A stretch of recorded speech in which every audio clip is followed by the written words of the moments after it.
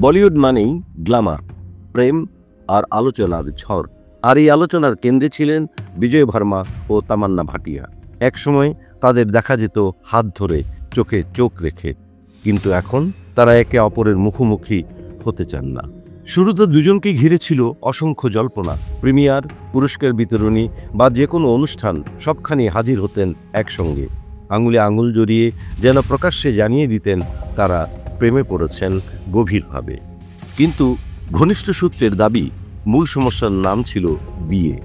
তামান্না সংসার শুরু করতে চাইলেও বিজয় নাকি সে ব্যাপারে আগ্রহী ছিলেন না। আর এই জায়গা থেকেই ধীরে ধীরে দূরত্ব বাড়তে থাকে। এখন শোনা যাচ্ছে বিচ্ছেদের পর বিজয় নাকি নতুন সম্পর্কে জড়িয়েছেন।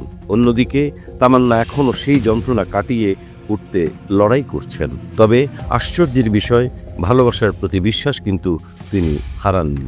সম্প্রতি এক সাক্ষাৎকারে তামান্না বলেছেন, আমি চাই কারো জীবনে দুর্দান্ত সঙ্গী হতে, চাই আমার প্রিয় মানুষটা যেন মনে করে পূর্বজন্মের পুণ্যের ফলেই আমাকে পেয়েছে। তার এই বক্তব্যে ভক্তরা অনুমান করছেন তিনি আসলে পরোক্ষভাবে বিজয়ের সঙ্গে সম্পর্ক ভাঙার কথাই ইঙ্গিত দিচ্ছেন। তাহলে কি সত্যি ইতি ঘটল বলিউডের এই আলোচিত জুটির সম্পর্কে, নাকি এখনও আছে কোনো চমক? ভক্তরা মনে করছেন উত্তর দেবে সময়।